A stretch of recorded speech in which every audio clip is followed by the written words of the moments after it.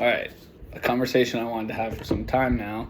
And it's interesting because it doesn't necessarily fit the bill for a gimmick or trick or technique. But it's kind of just some like cool insight that's gained a lot of traction and research over the time by this woman, Kristen Neff. The term itself is called self-compassion. Now, self-compassion really sounds like that trite rendition of Justin Bieber's "Why Don't You Go and Love Yourself" sort of deal, but there's so much more to it. When you open up the door to self-compassion, there's just like a labyrinth of information that comes with the research to follow suit.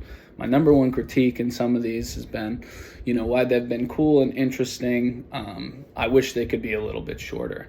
The wise ass in me would probably want to say you can't rush greatness, but the constructive professional in me is going to say that let's dial things down. So without further ado, let's get into self-compassion and what it is. By definition, self-compassion is the practice of giving ourselves the same kindness and care that we would give to a close friend. It means being warm and caring and understanding with ourselves and respecting that inadequacies are like a normal part of the human condition. But the big kicker comes with the 3 hallmarks. Self-compassion is an umbrella term for these 3 things that go into it and make up the whole entire term itself. And it starts with self-kindness. There's self-kindness, common humanity, and then there's mindfulness. So self-kindness kind of fits the same definition as self-compassion. It means being warm and understanding towards ourselves when we suffer, fail, or feel inadequate, rather than ignoring our pain or flagellating in self-criticism. My healthy reminder for that term is when I think about that, I think about positive self-talk in the form of, what sort of things are we fueling into our self-ideal? And I always tell people that imagine you're looking in front of a mirror. If the things that you say to yourself while looking in the mirror are not things that you would say to like a colleague, a neighbor, a close friend, or a coworker, then we probably shouldn't say that to ourselves. It's recognizing that suffering or inadequacies are part of the normal human condition, but that positive self-talk becomes so big for our self-concept, which is our belief in our abilities. It does so many things for our self-worth, which is that inherent value and appreciation that we form for ourselves.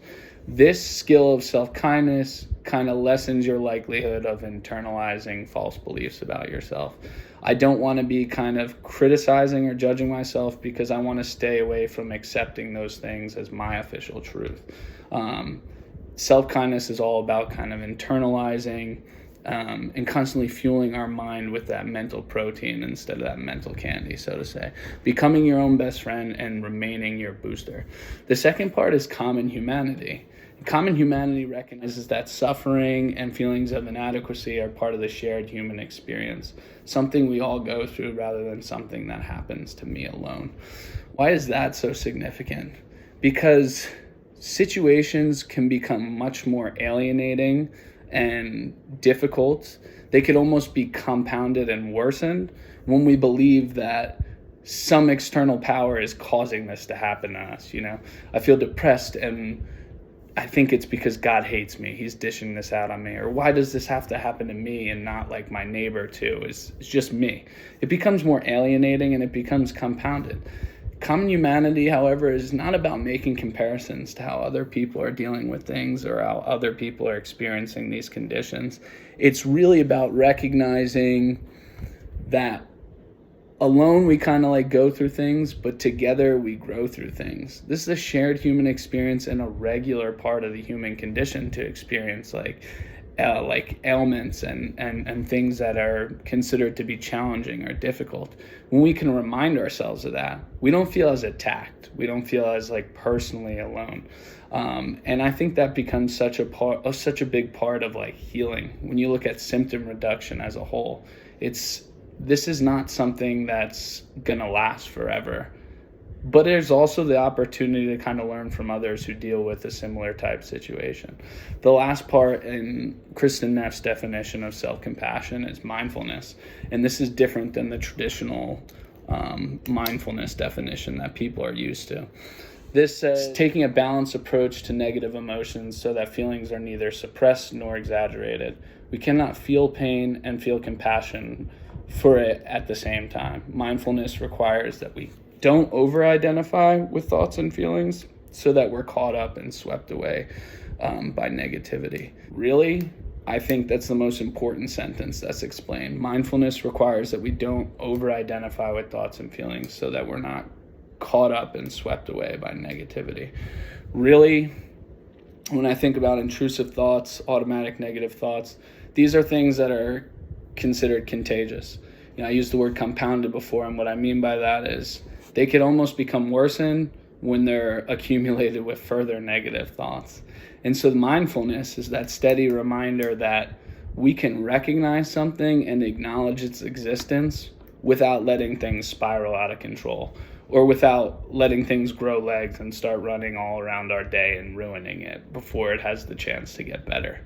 When I think about mental health, this whole concept of not over-identifying with things to avoid getting caught up and swept away by negativity, I'm really kind of, thinking about symptom reduction and what that means. When you climb a mountain, you don't just start at the bottom and skip to the top. And the same thing happens with eliminating mental health. The goal is to work towards symptom reduction over time, delaying things from happening in situations of OCD, maybe employing thought-stopping behavior in situations of depression or negative self-talk, practicing relaxation techniques in times of anxiety, but really doing those things that are going to lessen the severity of the symptoms that you're dealing with. And over time, that becomes the new behaviors that are ingrained in our minds and for what's going to work and what's going to be successful. So I did just the opposite of shortening this up, and I jam-packed self-compassion into a 7-minute long video. Sorry for ranting, sorry for rambling, but if you found this helpful, then I'm happy for you. Self-compassion is very cool. You can find more information about it on Kristen Neff's website about self-compassion. So there it is in a nutshell. I hope you enjoyed it.